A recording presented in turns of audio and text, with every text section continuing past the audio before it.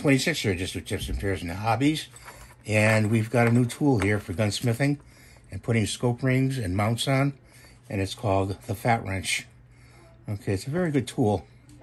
And it replaces Allen wrenches. You can still use your Allen wrenches to you know, if you don't have this tool.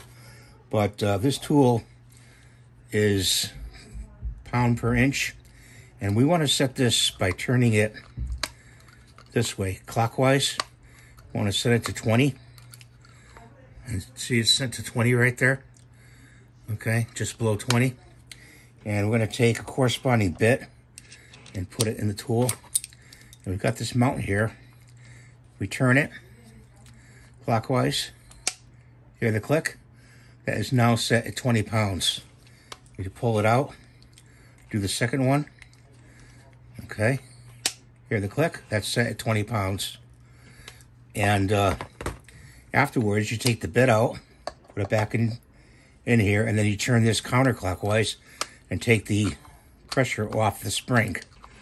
Okay, like that. Put the tool back in here. And, you know, you always have these to rely on. You could drop them in here, save them. You know, your Allen wrenches in the kit. But